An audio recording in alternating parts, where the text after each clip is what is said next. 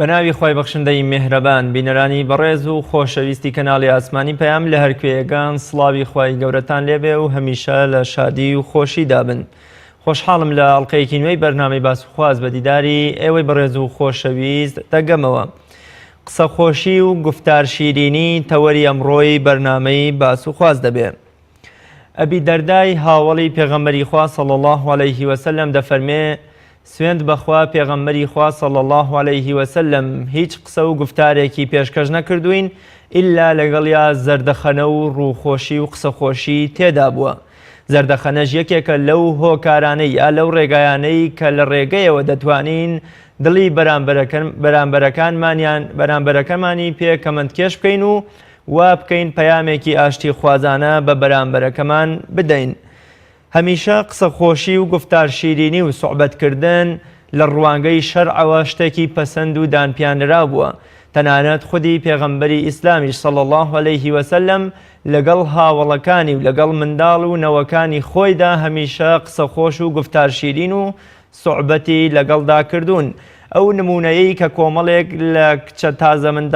تازە پێگەشتوەکانی مەدینە لە ماڵی پێغەمبەری خوادا بە دەوری بەڕێزیاندا دەسوڕێنەوە و هەندێ مناجات و شعر دەڵێن گەورەترین گەواهی و شایەدیە بۆ ئەم باسە تا بەو شێوەیە کە ئیمامی عومەر دێتە ژوورەوە ئەوانیش لە شەرم و ترسی ئیمامی عومەردا مەجلیسی پێغەمبەری خوا بەجێ دەهێڵن. نمونەیەکی زیندوو لە ژیانی ئیمامی عومەردا ڕەزا و ڕەحمەتی خوای لێبێ کاتێکە بڕیار دەدا یەکێک لە هاوڵانی پێغەمبەری خوا صلی الله علیه وسلم بکاتە والی یەکێک لە هەرێمەکانی ژێر فەرمانڕەوایەتیەکەی، بەڵام ڕۆژێک بەر لەوەی کە بەرەو ئەو وڵاتە بینێرێ ڕای دەستپێرێ کە بێت بۆ ئەوەی ئەمری والیەتەکەی لەگەڵ خۆیدا با و کۆمەڵی ڕێنمایی و فەرمانیشی بۆ دەربکە. کاتێکە دەچێتە نێوماڵی ئیمامی عومەرەوە سەیر دەکا، ئیمامی عومەر لە نێو جەوێکی یاریکردن و سوحبەت و قسەی خۆش و هەموو منداڵەکانی بەسەر جەستەیدا کەوتون و یەکێک قژی ڕادەکێشێ و یەکێک ڕیشی ڕادەکێشێ. بەم جۆرە کابرای والی زۆر بەلایەوە جێی سەرسوڕمانە بێت و تەنانەت چاویشی ئەبلەق دەبێ. بە ئیمامی عومەر ئەڵێ ئەم دیمەنە ناشرینە چییە؟ ئەمە چۆن لە کەسایەتی و شان و شکۆی جەنابەت دەوەشێتەوە؟ بەخوا من دە منداڵم هەیە، من کۆمەڵێ منداڵم هەیە کە دەچنەوە ماڵ هێندە سام و هەیبەت و ترسم لە دڵیاندا هەیە و هێندە دەموچاوم گرژ و مۆنەکەم بەرامبەریان هەریەکەیان لە سوچێکدا خۆی دەشارێتەوە. بەم شێوە ئیمامی عومەرە فەرمێ ئەی قوربەسەر عومەر، کاروباری ئومەتی محەممەد ئەداتە دەست کەسێک کە ڕەحم و بەزەی و قسە خۆشی و سوحبەتی تەنانەت بۆ منداڵەکانی خۆی نییە، چ جای بۆ کەسانێک کە نایان ناسێ. لەم بەرنامەیەدا باز لە قسە خۆشی و گفتارشینیەکەین لە ڕوانگەی ئیسلامی پیرۆزەوە بزانین ئەو ئادابانەی کە ئیسلامی پیرۆز دایناون بۆ ئەم بوارە کامانن. بە میوانداری زۆر بەڕێز مامۆستا هۆشیار جەعفرانی زانای ئاینی. مامۆستایان زۆر سپاس بۆ ئامادەبوونن. خۆی گەورە بە چاکترین پاداشتاناتەوە ئینشاءڵڵا. خۆی گەورە سەربەرزت کە مامۆستا سوحبەت و قسەی خۆش لەکوێی شەرعدایە؟ مسلمان ئایا دەبێ هەمیشە مۆن و مرج بێ یام کەسێکی ڕووخۆش و گەشاوە و دەم بە خەندە بێت؟ بسم الله الرحمن الرحيم. الحمد لله حق حمده والصلاة والسلام على خير خلقه محمد وعلى آله وصحبه أجمعين. ئێمە ڕابەری ئەم دینە پێغەمبەر عەلەیهی سڵاو وسەلام خوا وەسفێکا بە ئەخلاق جوانی. ڕووخۆشیش یەکێکە لە فەرعێکە لە ئەخلاق جوانی. ئینسان کە ڕووی تاڵ بوو، ڕووی گرژ بوو، هەرچ قسەیەکیش کە هەرچەند بە قیمەت بێ خەڵکی وەرناگرێ. چونکە بەڕاستی ئینسان بە ڕووخۆشی بە زمان شیرینی کوردەواری ئێمە خۆیان فەرمویانە باو باپیرانمان ڕەحمەت لە قەبرەکانیانە فەرمویانە بە قسەی خۆش مار لە کون دێتە دەر. ئینسان ئەگەر بتوانێت خوا یارمەتیمان بدا زمانمان شیرین بێ، بە زمانی شیرین بە وتەی شیرین لەگەڵ یەکدا بدوین، دڵنیام ئەم کێشانەی کە ئەمڕۆ دروست بوون بە تایبەتی دەستگا ڕاگەیەنەکان زۆر بەداخەڵێم لە فەیسبوک لە ئەنتەرنێت ئەیبیسین بە زمانێکی زبر، بە زمانێکی ناشیرین، بە زمانێکی ناخۆش قسە ئاراستەیەکەکەن، ئەمانە بڕوام وایە نە خزمەت بە ئیسلامەتە وەکو ئیسلامەتی، نەک خزمەت بە کوردایەتیەکات. چکم ئەو کێشانە برینەکان قوڵترە کاتەوە، برینەکان ساڕێژ ناکە. بەڵام ئەگەر بێت و بە گفتاری شیرین بە قسەی خۆش ئینسان دەری کابراڵێ ئەگەر کۆڵیش و پێ هەڵگرن زۆر بەلاتەوە ئاسانە. جا دەگەڕنەوە دەڵێن کابرایەک خەوێک دەبینێ کە خێ دەبینێ دەڵێ یەکێکی زانای عاقڵی ژیری بۆ بانکەن بۆی تعبیری خەوەکەم بۆ بکە ئەوش دەڵێ دەی باشە مەسە بڵین هیچ من دیاری دەکەن فلان کەس لە خەو باش دەزانێت با یەکالێ ڕۆڵە خەوێکم بینەوە ئەگەر بیزانی و تعبیرێکی باشم بۆ بکەیتەوە تعبیرەکە بەدڵم بێ خەڵاتێکی باشە دەکەم ئەوش دەڵێ دەی فەرموو ئەڵێ لە خەوما خەوم بینیوە هەرچی خزم و کەس و کارم هەیە هەمووی مردبوو بەس بە تەنیا خۆما بوو تی دەوڵای قوربان مژدەی خۆشە ئەمە تی چۆن تی وەڵامە ئەم خەوە وا تعبیرەکرێت سەری هەمویان نەخۆی بەس تەنیا خۆتە بینیتەوە وتی ئەی بەخێر نەیتەوە خۆت و بۆ تعبیرت زۆر پێی ناخۆش وتی ئەمە بەرن لای بەنەما هەر نازانێ قسە بکە ئەمە کێ قسەیە نردی بە شوێنێکی تردا ئەو هاوتی ڕۆڵە خەوێکم بینیەوە تعبیری خەوەکەم بۆ بکەی خەڵاتت دەکەم ئەگەر بە دڵم بێ وتی بەڵێ باشە ئەوش کە تعبیری خەوەکتی چییە خەوەکەتی لە خەوما هەموو خزم و کەس و کارەکەم ما مردوون بەس خۆم لە ناویانە ما بوومەوە ئەوان هەموو مردبوون وتی قوربان ئەمە خەبەرێکی باش وتی چۆن وتی تۆ تەمەند درێژترین کەسی لە ناو خانەوادەکەی خۆت هاتی ئافرە ئەمە تەواو ئەمە هەر ئەینەن معنایە بەڵام ئەم بەم شێوە تعبیرەکە ئەوش بەو شێوە تعبیرەکە جا قورئانی پیرۆز کەلیمەی طەیبەی لە قورئانە هاتووە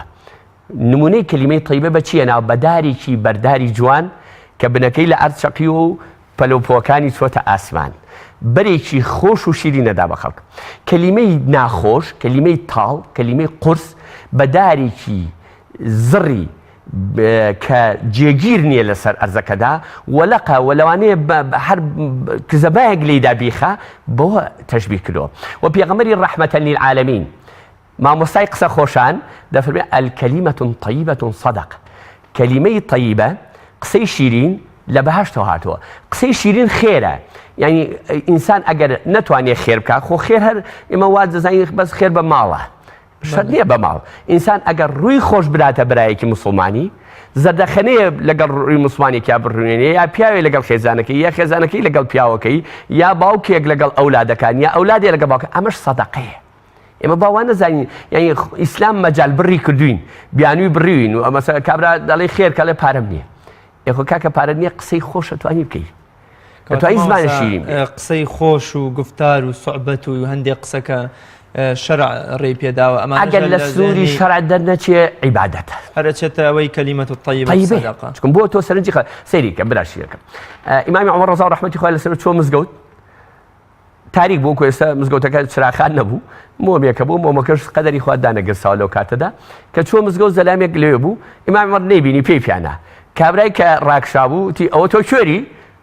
سەحابەکان یەکسەر لەگەڵ یابوون هاوڕێکەکەین تۆزێ بێ تاقەمتیان ئەوە تۆ نازانیەوە ئەمیری موسڵمانە فەرمی دەی برا تووڕە مەبن خۆ ئەم پیاوە قسەی خراپینەوە پرسیاری کردەوە تۆ کوێری نەخێ کوێری ئەمە تووڕە بوون و هەڵچوونی ناوێ لەبەرەوە یعنی قسەی من ڕۆژێک برایەکی خۆشەویستمان خوای گەورە مۆفەقی کە بانخوازیە بوو لە ساڵەکانی نەوەتەکانە شەوێکی لێلە توقڕ لە مزگەوت مابووینەوە بۆ عیبادەتکردن ئیتر ئێمەش ئەو کاتە دەگەڕین لە مزگەوتەکان محازەراتمان دەوتەوە لە خوا بەزیاوێ ئەم برایە خوا جەزای باتەوە باسی قیامەتێکی دامەزرانە بوو ئیتر جەهەنم لێرایە و تاودراوە و عەزابی قەبر و ئەمان ئەو خەڵک بەبێ جەهەنم خەوی لێ کەوتبوو ئەمیش یەکجاوتم برا ئەمە تۆ کردوتە بە تۆمەعەلیەکە ئەمە وەختی ئەوە نییە کاکە وەختەکە ناسکە خەڵک خۆی خەوی لێ تۆ ئەوەی کە بەبێ هیچ خەوی لێ خستۆن چوا قسەی خۆشیان بۆ کە باسی بەهەشتیان بۆ کە کاکە لەبەرەوەی ئێمە یعنی بەڕاستی گەشبین بین لە ڕەشبین باشترە یعنی ئێمە مژدە دەربین پێغەمبەر فەرمێ مژدە دەربن غەمبار مەبن خەڵک شتی لەسەر شان سووکن لەسەر شانی قورس مەکەن نمونەیەک لە خزمەت بەڕێست و بینەران و بیسەرانی خۆشەویست دامێنمەوە سەحابەی هاتە خزمەت پێغەمبەر سەڵ یا ڕەسوڵ سەڵ ئیشێکی خراپم ئەنجام دا و هاتووم بۆ خزمەت جەناب ڕێنموویەکم دەی فەرموو وتی بە زمانی بە ڕۆژوو چوومەتە لا خێزانەکەم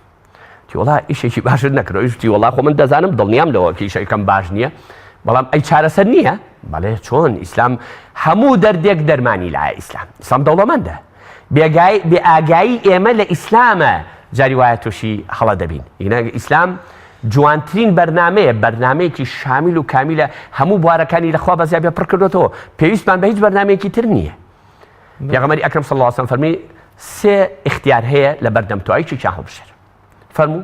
عەبدێ بکڕە ئازادی کەوتی بەخوا نیمە ناتوانم عەبدێ بکڕم دەی باشە ئەتوانی 6 ڕۆژ بە ڕۆژ و بی لەسەر یەک متتابع بە دوای یەکە نەبەخوا ئەی باشە ئەمەش بۆ ناکرێت ئەی دەتوانی نانی 6,000 بەی فەرمی نەبەخوا قوربان ئەویشم پێ ناکرێت لە سییان هیچ چارە بۆ ناکرێت نە پیاوێکی خێرەومەندە فەرمی یا ڕەسوڵ سەڵ من ئەم خورمایم هێناوە بابیدا بە فەقیر و هەژار دابەشی کە بەشک و خوالی خۆش ببێ فەرمی دەبڕە ئەو خۆرمای بەرەبی دەرە فەقیر و هەژار بەشک و خۆیان ڕەحمەت پێ بکە فەرمی سوێن بەخوا وازام لەم شارە لە خۆم فەقیرترین دیایە پێغەمبەر صلی الله عليه وسلم فەرمووی دەبڕە خۆرماکە بخۆ باشە ئەمە ئوسلوب ئادابی پێغەمبەرە صلی الله عليه وسلم بەرامبەر بەو خەڵکەی کە زۆر نەزان بۆ بەرامبەر بە ئیسلام جارێک پیرێژنێک پرسیاری لە پێغەمبەر کرد سەڵسەڵ فەرمی یا ڕەسوڵ سەڵسەڵ من دەچمە باشتەوە فەرمی نا پیرێژنەکە زۆر بەلایەوە قورس و ناخۆش بوو فەرمی زۆر بێتاقەتی بۆ بێتاقەت دەبێ فەرمی ئەجا لەوە خەبەر ناخۆشتر ئەبێ چی بێ کە تۆ پێم بدەڵی ناچیتە بەر فەرمی بە پیرێژنی ناچی بە گەنجی و بە جوانی ئەچیتە باشتر زۆر باش مامۆستا ئەم قسە خۆشی و ڕووخۆشیە گفتار شیرینی ئەو توانایی کە ئێمە بتوانین بزە و زەردەخەنە بخەین سەر لێوی خەڵکانی تر بەهرە و هونەرێک کە خوای گەورە تایبە بە کەسانێکی دا یام هەموو مرۆڤێک ئەتوانێ ئەم بەهرەی تیاوێ وە چۆن ئەو کەسانی کە ناتوانن بزە و زەردەخەنە بخەن سەر لێوی کەسی تر بۆ من ئەم بەهرەیە لە خۆیان بدۆزنەوە کاری پێ بکەن و ببنە کەسێکی بەهرەمەند لەو بوارە بڕوام وایە خوا بەشی هەمومانی داوە لەوەی کە قسەی خۆش و ئوسلوبی خۆش و زمانی شیرین بەکاربین هەمومان هەر کەسە بەشی خۆی بەرکەوتووە بەڵام ئیتر بە تەقسیماتی ئیلاهی هەیە زۆرتر هەیە کەمترۆک و ڕستەکە چۆن مەسەڵەن بڵین کابرا وەزعی لە من باشترە من لەو زەلامیی کە باشترم ژیان ئاوایە زەلامی وایە لە قسەی خۆشە پرۆفیسۆرە دانایە حەکیمە قسەزانە زەلامی وایە خۆیەڵێ من بیستومە لە زەلام توێتی دەفتەرێکم بەرێ قسەیکی خێر ناتوانم بکەم من ڕۆژێک چوون بۆ ئافرەتێک تۆرا بوو بیهێنمەوە کە چوم لەوێ باوکی مۆزعەکە تۆزێک ئاڵۆز بوو باوکی وتی مادەم جەنابەت هاتووی خزمەتی ئەو قورئانەکەی من دەست لە بەڕ تۆ نانێ بەڵام ئەم پیاوە زۆر دڵی ئێمە یەشانوە نەسیحەتی بکە بۆی جارێکی تر ئەم هەڵانە ئیشەڵا دووبارەنێتم بە ئیزنی خوا قەدەری خوا لەو کاتا لە دەرگادرا کە لە دەرگادراوتی وەڵاهی باش بوو ئەوە مامی کچەکەیە کچەکە ئەویش هاتە ژوورەوتی ئەوە مەلاوشیاری جافەرانە و هاتۆ بۆ تەکلیفە من لەبەر خوا ناوێنم دەست بە ڕوویان بدێم ئەی دەمەوە عادیشم پێداوە پرسێکیش بە تۆکەم تیۆڵاگەر بە قسەی منەکەی مەی دەرەوە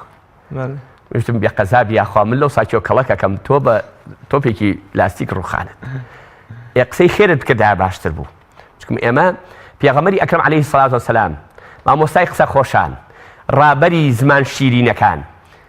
لە سڵحی حودەیبیە دوو نقطەیان داوا لێ کرد کافرەکان قورستری نقطە بوو بەلایەوە یەکەم بسم الله الرحمن الرحیم لا بەرە دوام محمد رسول الله لا بەرە کە ئەمە تەنەزولی عەقیدەیە کە زۆر قورسە بەڵام پێغەمبەر صلی الله عليه وسلم بەو ئوسلوبە جوانەی بەو حکمەتە جوانی فەرمووی چی نا ئەوان چی داواکەن وتیان بنووسە بسمیکە اللهم بنووسە محەممەدی کوڕی عەبدوڵڵاه پێغەمبەر صلی الله عليه وسلم فەرمی بسم اللهکە لا بەرە و بنووسە بسمیکە اللهم ومحمد رسول الله كيف بنوسى محمد كري عبد الله الصلح خير صلحك خيره بام قسەیە پەکی نەخین هەڵی نەوەشێنینەوە لەمە ئیتر دروشم لە ئیسلاما گرنگتر نییە لە لا إله إلا الله گرنگتر نییە لە بسم الله گرنگتر نییە لە محمد رسول الله گرنگتر نییە بەڵام پێغەمبەری خوا صلی الله عليه وسلم بۆی ئەو پەیامە ئاشتیە بگەێنێ بە ئەنجام فەرمی قەیناکە ئێمە خوا خۆی ئاگادارە بنووسە بسمیکە اللهم ومحمد رسول الله شخوا شاهدة كمن محمد رسول الله بنوسى محمد كوري عبد الله بوي بيامي اشتيكا بگيني ما مستا پیغمبري خوا صلى الله عليه وسلم چون قسەکانی لە قسەیەکی خراپە و یام لە قسەیەکی بێ بنەما و بێ ڕۆح و گۆڕی و بەرەو قسەیەکی جوان سەیرەکەین خۆی نەهی ئەوە ئەکات لە هاوڵانی کە نەفرەتکەر بن کە بۆ منە جنێ و دەربن کە بۆ منە ئازاری خەڵک بدەن یان بۆ منە کاتێکە یەکێ لە خێزانەکانی خراپە یەکێکتر لە خێزانەکانی ئەڵێ پێغەمبەری خوا پێ ئەفەرمێ قسەیەکت کرد ئەگەر بیخەیتە دەریاکانەوە دەریاکان بۆگەنەکە یان بۆ منە لە کاتی جێبەجەکردنی یەکێ لە سزاکاندا کە یەکێ لە هاوڵەکان قسە بە ئافرەتێ دەڵێ پێغەمبەری خوا صلی الله عليه وسلم لەو لەحزەیەشدا وەکوڵێ باڵی ڕەحمەت و میهرەبانی خۆی بۆ ئەم کەسەدا ڕائەخاوە فێری هاوڵەکانی شاکات چۆن پێغەمبەری خوا ئەم دوو شێوازەی گۆڕیوە لە شێوازێکی خراپەوە بۆ شێوازێکی باشتر برای بەڕێزم بینەرانی خۆشەویست پێغەمبەری ئەکرەم مامۆستای ئەخلاق ولكم في رسول الله أسوة حسنة ئەبێ ئەخلاقی جوان لە پێغەمبەر بۆشێتەوە جا ئەگەر پێغەمبەر خوا نەخواستە گفتاری شیرین نەبێ ئاکار و ئەخلاق و هەڵس و کەوتی جوان نەبێ چۆن نەتوانێت دڵی ئەو دڵڕەقانە نەرم بکە خەڵک هاتووە بۆ کوشتنی پێغەمبەر وەکو عومەری کوڕی وەهاب بە نەخشەیەکی مەحکەمانە لەلایەن ئەبوو سوفیانەوە دەعم کراوە هاتووە پێغەمبەر کوژێ بەڵام کە هاتووە نزیکی بۆتەوە ئەخلاق و هەڵس و کەوت و کردار و گفتاری پێغەمبەری بینیەوە معجیب بووە بە ئەخلاقی لە کوشتنەوە بۆ بە سەرباز هەتا ئەبوو سوفیان ئەڵێ چەند جار هەواڵی پرسییان وڵڵاهی نازای نەمان بینیەوە ڕۆژێک کاروانێک کاتوتی ئەرێ عومەری کوڕیەوە هەفتان نەدیێتن کوڕە عومەری کوڕە موسڵمان بۆ لە خزمەت پێغەمبەری براجان تەسیری لەویش کرد یعنی ئەخلاقی پێغەمبەر عەلەیهی سەڵات وسەلام ئەمەندە جوان بووە دوژمنانیش معجیب بوون پێی معجب بوون بێ سەرسام بوون بە ئەخلاقی چکم بەرامبەر بە نەفامەکان سەیرێکە پێغەمبەر سەڵسەم دعوەتیان بۆ کردەوە تەسەوورەکەی ئەخ لە هەموو عورفێکی صەحیحە لە هەموو عورفێکی دروستە میوان بەڕێزە میوان خۆشەویستی خوایە ئەوەیشی کە بڕای بەخوا نەبێ هەر ڕێزی میوانی گرتووە چکم لە هەموو عورفێکە میوان دەبێت ڕێزی لێ بیژیرێ باشە پێغەمبەر دعوەت کراوە کەچی زانیان بۆ کردەوە بە خواردنەکەیەوە لەو پەڕی قیمە و دەسەڵاتیشایە خواردیان ئاگاداری کردەوە کە ئەو خواردن نەخوا لەبەر زەهری پێوە کراوە لەیان جوولەکەیکی ناپاکەوە بەڵام خۆ پێغەمبەر نەیکوشت نەچوو بە هاوڵان بڵێ ئەدەی ئەمە بە سزای دۆزەخ بگەین و بیگەینن بە جەهەنەم نەک خۆی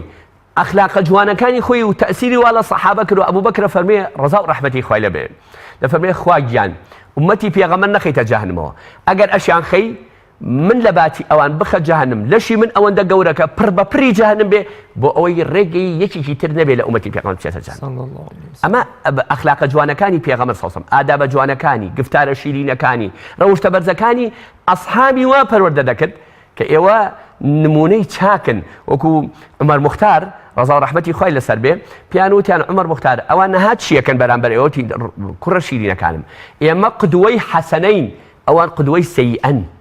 نابێ ئێمە چاوان لە ئەوان بکەین ئەبێ ئەوان چاو لە ئێمە بکەن کەواتە ئەبێ هەموو کاتێ خراپەکاران بێن بۆ لا چاکەکاران نەک چاکەکاران بچن بۆ لا خراپەکاران ئێستا ئەلەم ڕۆژەی ئێمە لەم زوڵفە سەختەی کە ئێمە تێدا دەژین ئەوە ئێمەی ماڵوێران کردووە من برایەک حاقدە دەڵێ مادەم ئەو حاقدە منیش حاقدە بم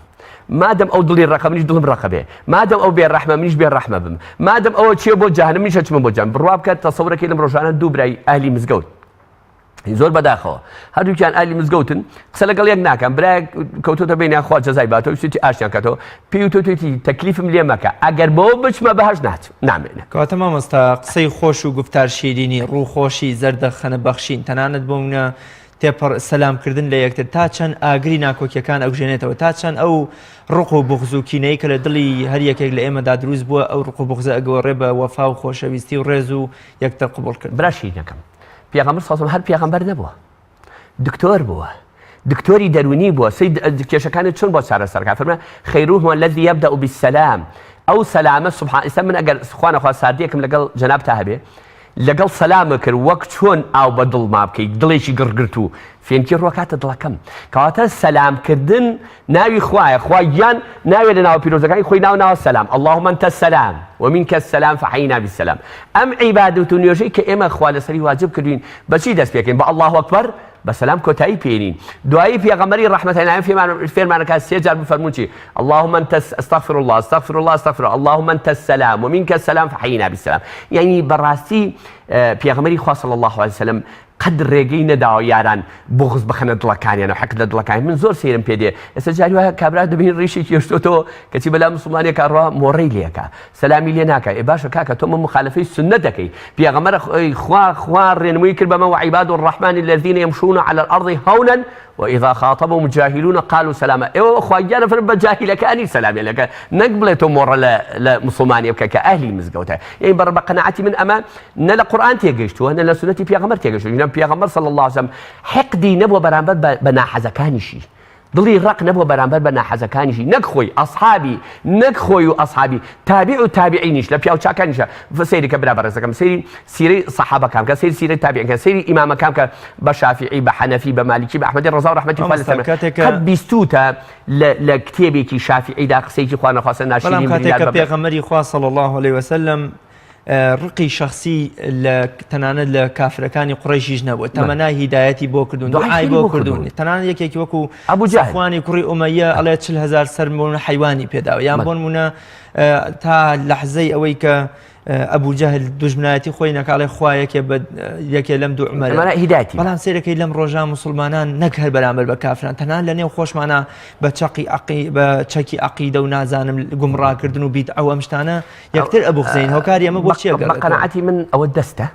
دەستی دژمنانی ئیسلامە دەستی جوولەکەیە من بە قەناعەتی من ئەوەی کە من لە خزمەتی قورئان و سنەتی پێغەمبەردا بووم لەو عمرە کورتاوەکو قوتابیەکی سەرەتایی ئەم ئیسلامە ئەوەی کە من تێگەیشتم ئیسلام حەقدی لە دڵان نیە بغزی لە دڵان نیە ئیسلام دڵێکی پاکە دڵێکی سافە لە بلووری لە بەفری چیای قەندیل پاکتر و بێگەترە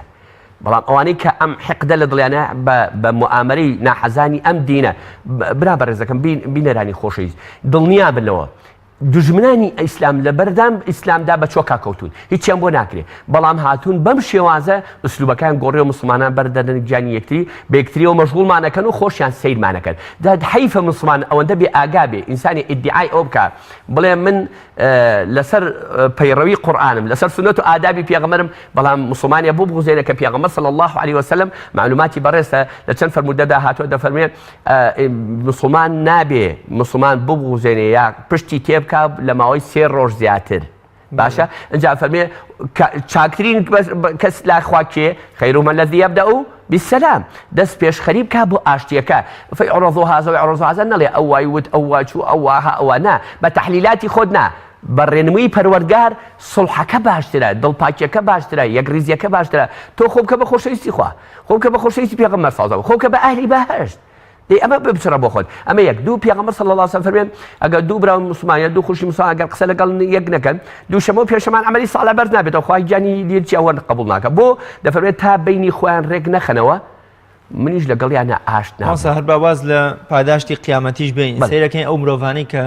دڵ و دەروونێکی پاک و ڕوخسارێکی گەشاو دەم بە زەردەخەنە و هەمیشە هەوڵی ئاشتەوای سڵح و ئەم شتانە ئەدەن و ڕووخۆشن بەرامبەر بە مناڵ و پیر و ئەمانە سەیرەکی هەر لە ڕووی جەستەیشەوە هەر بە گەنجی ئەمێننەوە کەمتر بۆنە پیری ڕوو لە جەستەیانەکە فەرقەکە برای شیرینم بیسەرانی و بینەرانی خۆشەویست دائیمەن ئینسان دەبێت ئەوە بکاتە بەرنامەی خۆی باشترین شت بۆ ئینسان دڵخۆشیە دا بۆیە دائیمەن ئێمە خەبەری خۆش بین ئەو سایمە مناڵ بووین بە بیرمان دێ ئەگەر خێزانێک ئافرەتێک حامیلە وایە ئێمە خۆمان ئامادا کرد بۆ کاتی مناڵبوو زوو ئەچوی مژدەمانەدا بە مێردەکەمان و ئەلحەمدوللا مناڵێکتان بووە مژدانەمان وەرەگرت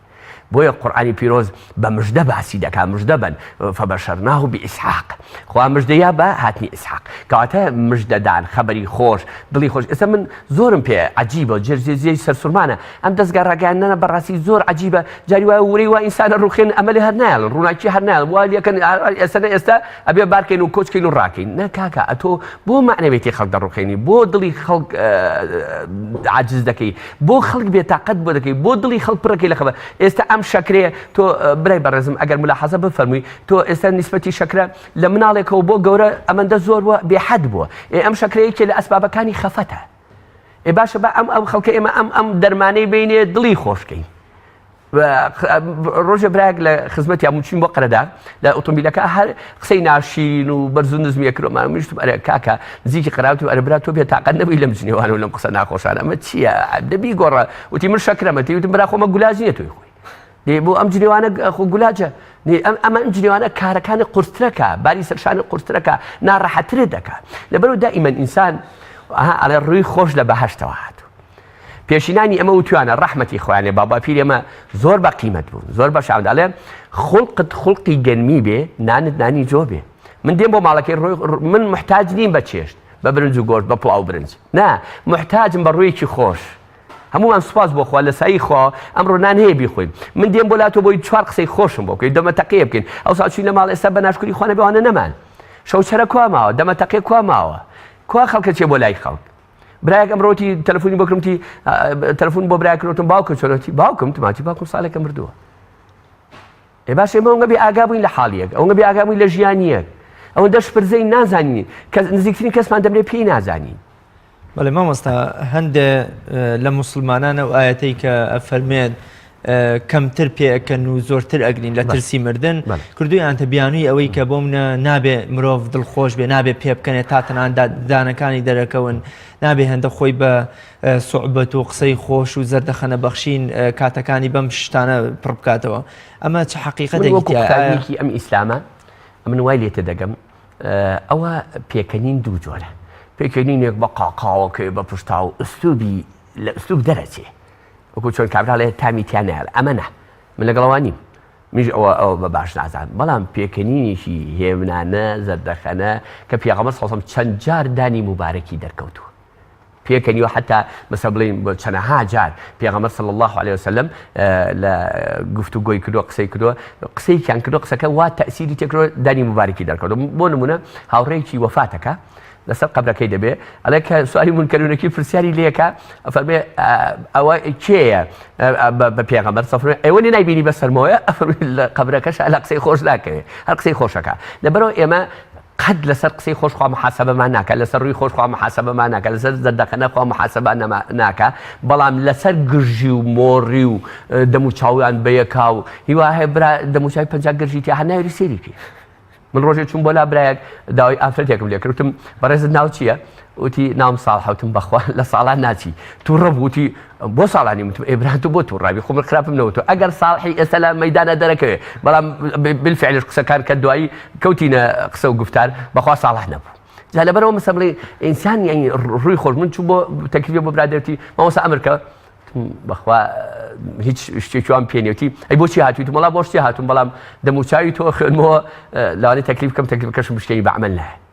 لەبەرەوە باست لە ناو کرد ناو چ ڕۆڵێ دەگەڕێت لە پیشاندانی کەسایەتی یا ناخی مرۆڤەکان بۆ نمونە بینین لە سیرەدا پێغەمبەری خوا صلی الله عليه وسلم چەندان ناوی گۆڕیوە بۆ نمونە تەنانەت سەعیدی کوڕی موسەیەب یا سەعیدی کوڕی جوبەیر ئەڵێ باپیرم کە ناوی حەزن بۆ واتە خەمباری چوێتە خزمەتی پێغەمبەری خوا پێی فەرمووە ناوەکەت بگۆڕە بیکەرە سەهل ئەویش وتێتی من ناوێ ناگۆڕم کە باو باپیرم لێ نام تەنانەت سەعیدە فەرمێت تەنانەت هەتاوەکو ئێستاش خەمباری بێتاقەتی لە نێوماندا ماوەتەوە سەیرەکەی ناوێک لە کۆمەڵگەی ئێمەدا ئەگە ناوی ئومێد و هیوا و گەشبین و ئەمانە بێ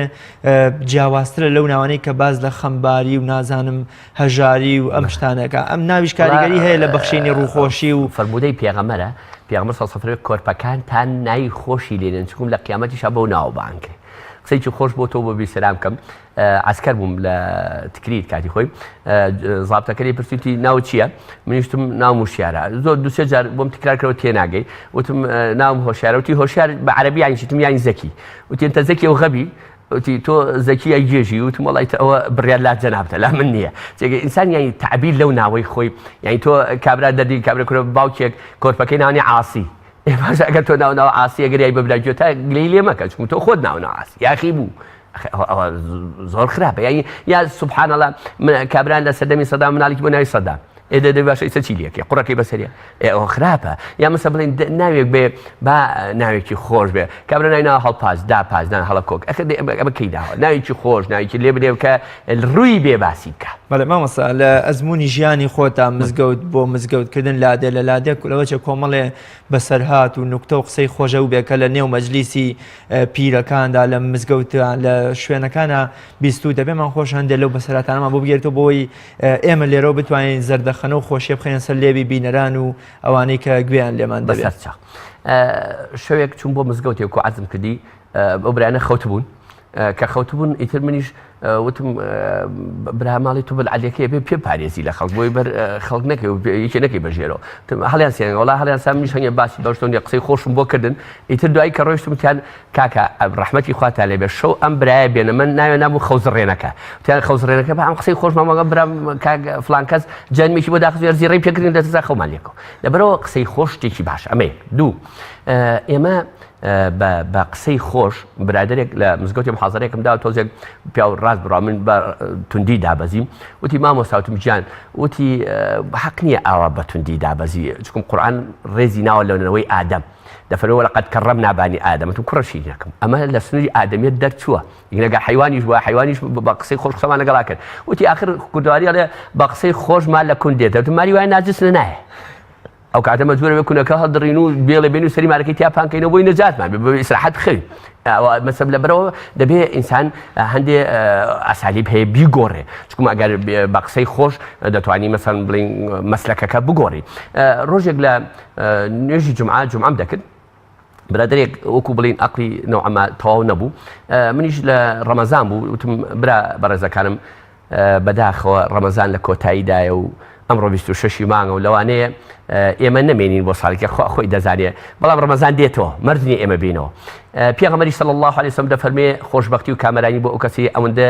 عیبادەت دەکات لە ڕەمەزانە خوا لە خۆی ڕازیەکە نەکبەتی و نەهامەتیش بۆ ئەو کەسەی ڕەمەزانی بەسەرا تێپەڕە بێ ئەوەندە عیبادەت ناکات خوا لە خۆی ڕازیە فرسەتێکی گەورە لە بەردەستانەوە ئەم 4 ڕۆژەش هەلەبی قۆزنەوە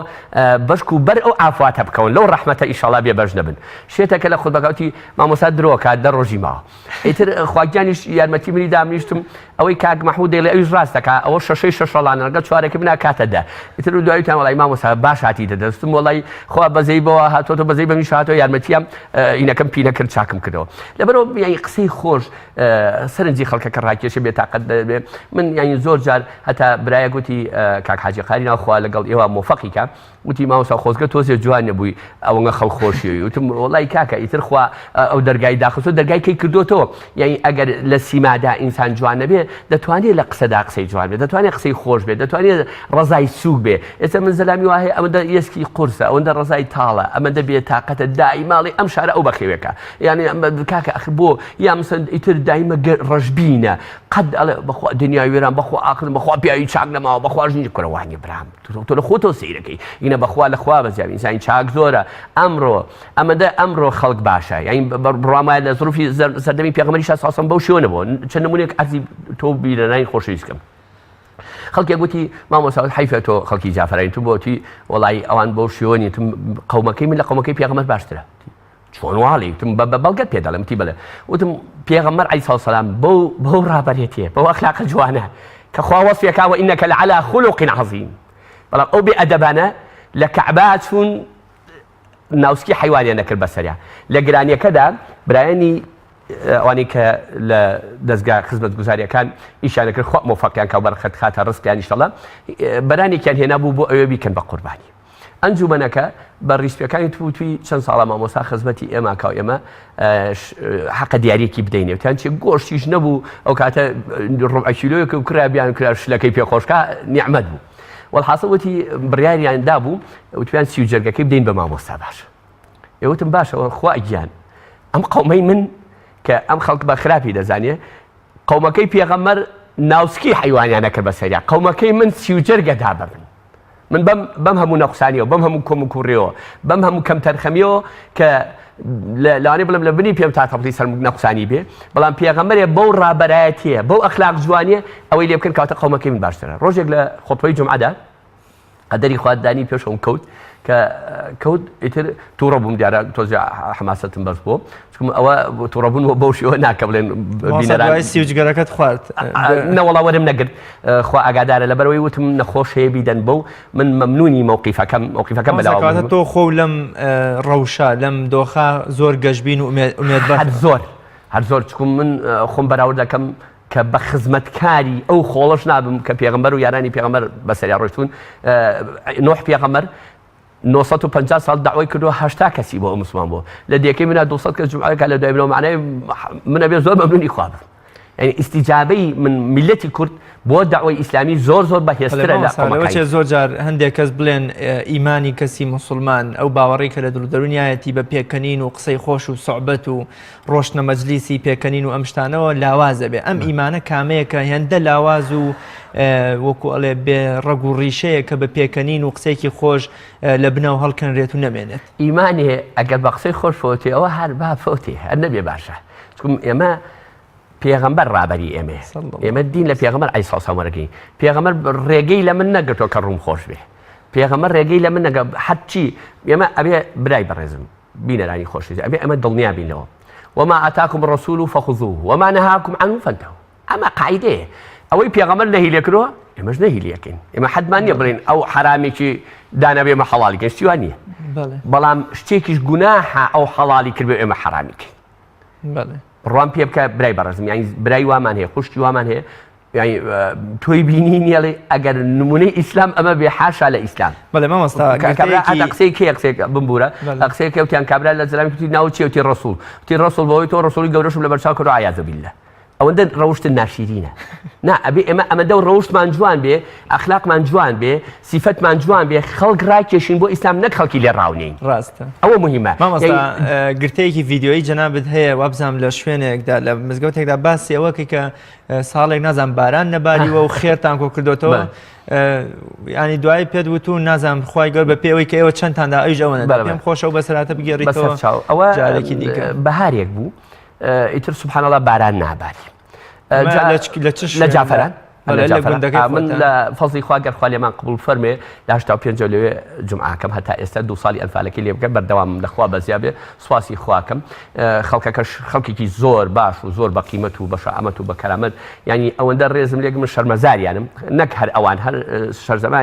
شەرمەزاری یەک خوام هی هەموو مسلمانانم کە چکم زیاد لە پێویست ڕێز لێ ئێمەگەن خوا ڕێزیان لێ بگرێ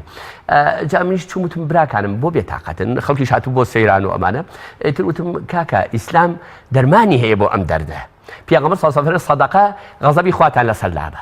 ئێوەش سەدەقەی بکەن بە مزگەوتە سەدەقەی جاریە لەخوا شەپارڕینەوە خوا بارانمان بۆ بارێنی وڵای تر لە فەزڵی خوا بەزیابێ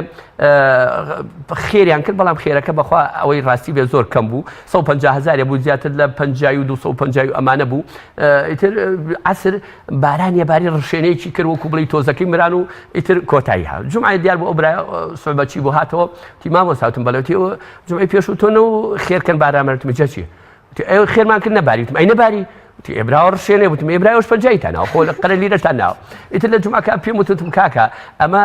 مەکەن بەین برا ئەو برایە گلەیە کاڵێ پارەماندا و باران نەباریەوە برا خێرێکی باشکەن و لە دڵتان دەرچی و بیدەن بەخوا و بەڵێن خوای گیان ئێمە ئەمە فەرمودەی پێغەمبەر صلی الله علیه و سلم ئەم سەدەقەی شەڵا غەزەبی خواتە وەڵا ئیتر خوا ڕزقیان با لەگەڵ ئێوەدا و لەگەڵ بینەرانی خۆشەویستدا ئەم جمعەیە پارێکی باشیان کردووە سەر ئیتر بارانێکی وا باری سوبحانەڵڵا سەیرانکەری بۆ دەشتەوە نێژ برایوتی وەڵای مامۆستا خوا ڕەحمی کرد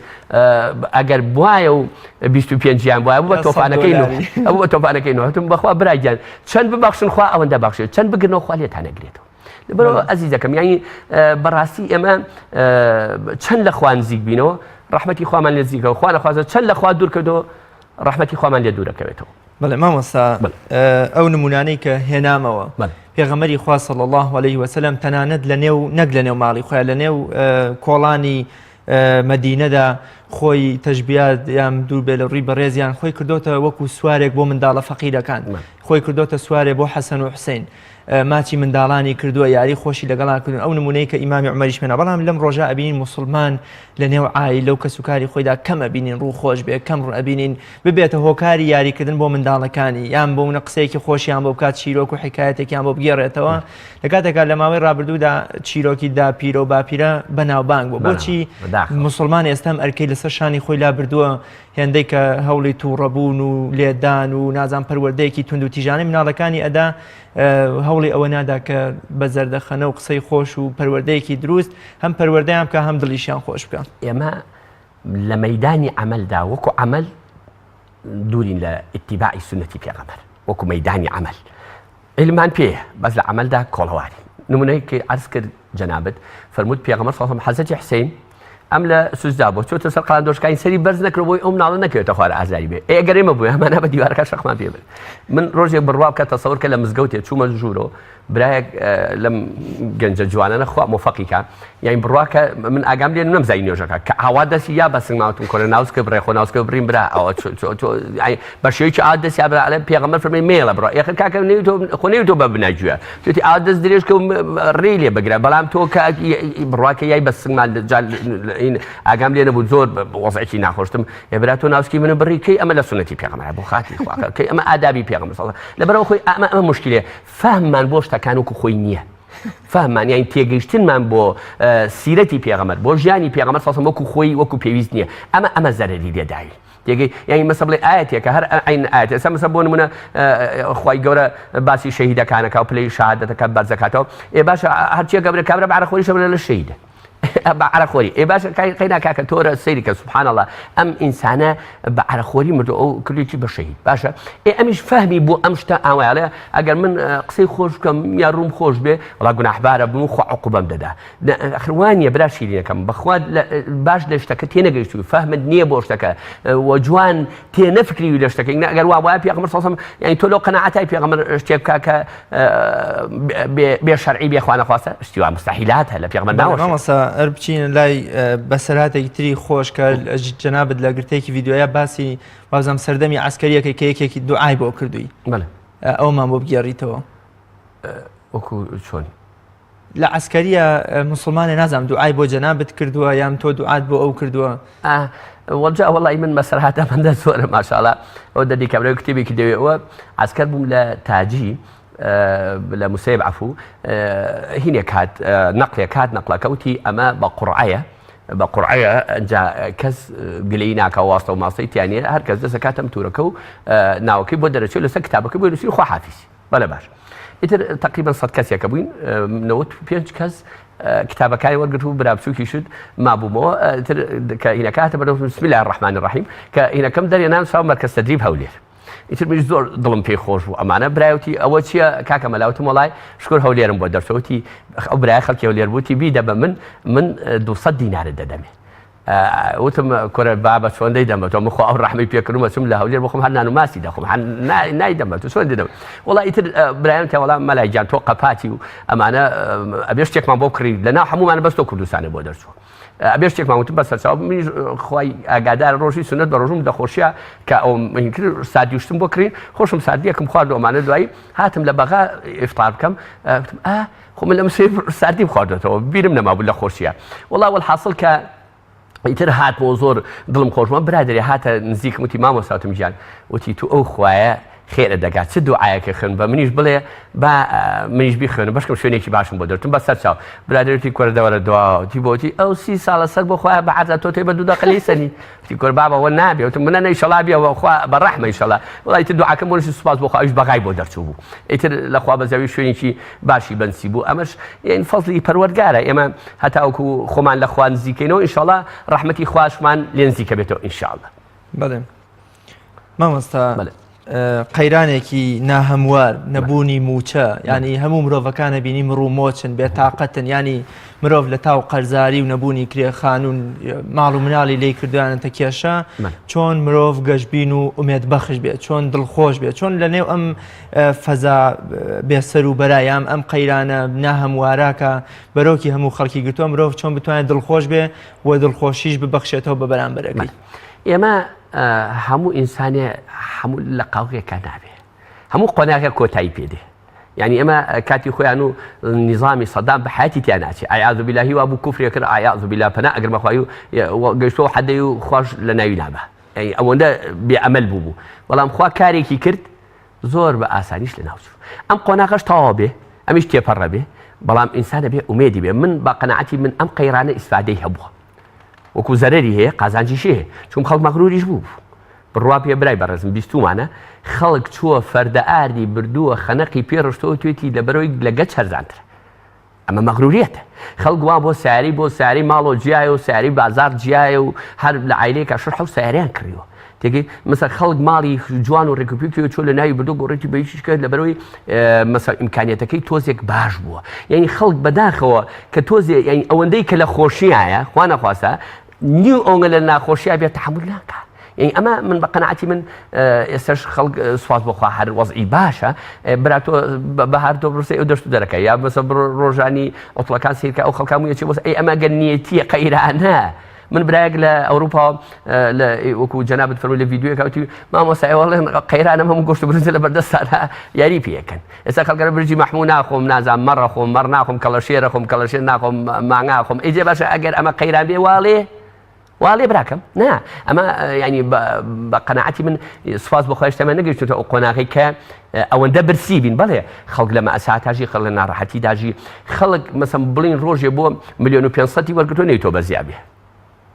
ئەدا ئەم ڕۆژە ببینێ بۆی قەدری ئەو ڕۆژە بزانێ یا من موچە خۆرێ بووم مانگی ملیۆنێک و 100,000 مەرکردەوە ئەمە دەبێ عەقلی ئیداریم بێ ڕۆژی لەو مانگە 100,000 بخستایە بۆ ڕۆژێکی ئاوا کە دەست نەکەم بە پشتێنی خەڵکە کە ناڕەحەت نەبم کە بێتاقەت نەبم ئینجا من لەم بڵندگۆی ئێوە لەم تەلەڤیزیۆنەوە لەم پەیامە پیرۆزەوە ئەو پەیامە دەدەم بەگوێ خەڵک ئەوەندە ناومێد نەبێ ئینشاءڵڵا ئەمەش کۆتایی پێدێ و بە ئیزنی خوای گەورە خوا دەرگای فەرەحیشمان لێکاوتەوە فإن مع العسر يسرا إن مع العسر يسرا دوای هەموو ناخۆشیە ئینشاءڵڵا دوو خۆشی دێ یەکەم لە ناخۆشیەکە نەجاتمانە بێ دووهەم ئینشاءڵڵا خوا دەرگای خۆشیمان لێکاتەوە لەبەرەوە حەز ناکەم خەڵک ڕەشبین بێ گەشتبین بێ باشتر و ئەنجا ئێمە کاتی خۆی هەرەماندوو خاک و ئاو و نیشتیمان و حکومەت و پەرلەمان ئێمە داوای ئەومان دەکرد ئێدەوە خوا داوێتی پێتان دەبا بە عەقلی بەژیری تەعاملی لەگەڵا بکەین بۆی دوایی بە خەجاڵەتی نەچینە زبیڵدانی مێژووە مامۆستا شەوانە و ڕۆژانە بەشێک لە میدیاکان هەر لە هەواڵی سیاسیانەوە تا درامایە کە پڕە لە یەکتر ئازاردان پڕە لە خیانەت پڕە لە فیراق و دابڕان پڕە لە جیابوونەوە و تەلاق قسەی سیاسیمان بۆ ئەگوازێتەوە کە شەڕە دەنوکە لەگەڵ حیزبی درا ینی ڕەشببینی ئەبەخشنەوە تەنانە ژێرنووسی تەلەڤیزیۆنەکان ئەبینین لە ڕووداوێکی هات و چۆیا بۆونە دە ناوڵاتی ئەبنە قوربانی نازان تانکەرێک بەنزین ئەسووتێ و شۆفێرەکەی تیا گڕ ئەسووتێ ینی ئەم هەواڵە ئازاردەرانە ئەم هەواڵە ئازار بەخشانە تا چەند هۆکارن بۆ ئەوی کە ئێمە لە قسە خۆشی و گفتار شیرینیەوە بمانگۆڕێ بەرەو کەسێک کە هەمیشە هەوڵی ئەوە دەین هەواڵی ناخۆش بگەێنین چۆن میدیا وا بکە ینی لە بری ئەوەی کە هەواڵی ناخۆش بگەێنێ قسە خۆشگەیە نەربێ هەواڵی ئەوە بدا کە مژدە دەربێ و هەوڵ بدا بینەرەکانی دڵخۆش بکە بە قەناعەتی من بەشێکی زۆری ئەم ئاژاوانە دەستگا ڕاگەیەنەکانی بین ینی ئاگرەکە ئەوان خۆشیەکەنی ئەمە ئاگرێک کەوتۆتەوەمان بەزینی پیاکەن بێ قەزابن لەباتی دۆکسیدی کاربۆنی بەبی کوژێنەوە ئەمان زیاتر خۆشیەکەن ئەوە فلان وایوت ئەوە فلان وایوت ئەوە فلان لە شەرعا دروست نییە تۆ دوو کەوبۆی بەشەڕ دوو کەڵەشێر بەی بەشەڕ دوو حەیوان سابرێن بەی بەشەڕ دوو بەران بەی بەشەڕ دروست نییە شەڕیان پێ بکەی باشە تۆ ئەمڕۆ دوو زەلامە هێنا کورە لەوە ئەسەفتر دوو مامۆستای ئاینی هێنێ لەسەر شاشێکی تەلەڤیزیۆن شەڕدەنووکیان پێکە ئاخرکەی ئەمە لە دینە هەیە کاکە ئێستا من دەڵێم شتێک دەڵێم کاکە برای شیرین ئەمە قورئانە لە قورئان پیرۆستر هەیە نا ئەگەر خوا نەخوازە من ئاەتێکم خوێن لەم قورئانە تۆ ئاعترازت هەبوو لە خوێندنەوەی قورئانەکەی منیش هەر ئینکاریم دەکەوتم نەخێر ئەوەی من ڕاستە توشتنا ئەوەی من ڕاستە مامۆستا ڕەجال یەکەم ئاەتە وامە خوێنم باوانە بێ وابێ لەم حاڵە کاتا پێغەمبەری خوا فەرمێ ئەگەر من کە لە ڕەقیم نوان خوا نەخواستە دڵڕەقیم نوان بەرامبەر جەناب بۆ قەناعەتم نەکرد و وەرم ناگرت ئەفەرمێ مژدەی بەهەشت بۆ تۆ واز لەم ئینکاریە بێنە ئێمە ئەمان ئەمڕۆ ئینکاریەکە یانی وای لێ هاتووە وجودی نییە دروستیەکە یعنی بڕوا بکە هەتا جاری وا بۆ لە جەبهەکانە یعنی چون معنەوێتی ئەسکەری پێشمەرگەکانیان ڕوخانە ئەخر چۆن دەبێت دەستگاکی ڕاگەندە ئەو ئیشی بێ یعنی ئەوە غەڵەتە یا مەسەڵەن شتی بە بڵاوەکەنەوە وەڵا لە سلێمانیا ئەوەندە عارەخورە ئەوەندە شوێنی لەش فرۆشی هەیە ئەوەندەی ئەمە خۆی ئەمە ئەعلامێکە بۆی کە خەڵک ڕووی تێکە ئەمە خراپە من نمونەیەک لەسەر خۆم بێنمەوە چکو میسان لە خۆیەوە دەست پێ بکە باش ڕۆژێ لە جمعەیەکە باسی ئەوم کردوتم ئافرەتێ لە فڵان منتیقە لە خەودا چۆی گوێی مێردەکەی بڕێەوە کابرایەک گوتی مامۆستا خوا داوام وکەیە ئەمانە باس مەکە بەخواش نەکەمە شۆخ گوێمانە بڕن لە فێری ئەمایان مەکە تێکی ڕاستە ئەمە سلبیاتە نابێ ئەم شتە چکم بۆ تۆ ئەگەر ئەمە فێری خەڵکێک هەیە بەڵێ حەزەری لێکە بەڵام خەڵکێکی هەیە ئیسفادەی لێکە لەبەر مەسەڵەن ئێستا خەڵکێک هەیە نازانێ لێرە شوێنی لەش فرۆشی هەیە تۆ ئیدعای بۆکەی ئەوە بەشێ بەدوایە گەڕێ ئێستا مەسە بۆ نمونە ئەمریکا کە دژایەتی ئیسلامی کرد ئیسلام زۆر قازانجی کرد بۆ لەبەر کۆمەڵی خەڵک هەبوونیان ئەم ئیسلامی کە ئەمریکا دژایەتیکە دیارە شتێک هەیە چون بەدوایە گەڕان لە فەزڵی خوا بە چەندەها کەس موسڵمان بوون لەسەرەوەی کە بە کەلیمەیەک توێتی ئێمە دژایەتی ئیسلام باشە مامۆستایان کاتی بەرنامەکەم تەواو بوو من زۆر سپاس بۆ سپاسی جەنابەتەکەم بۆ قسە خۆشان پاداش بداتەوە و میێدەوانی توانی بێتمان زەردەخەنە و خۆشیە بە بینەرانمان بەخشین زۆر سپاس بۆ بینەرانی بەڕێز لێرەشداهاتنە کۆتایی ئەڵقەی ئەمڕۆمان تا بە یەگەیشتنەوەیەکی تر بەخوای گەورە میهرەبانتان ئەسپێرم خواتان لەگەڵ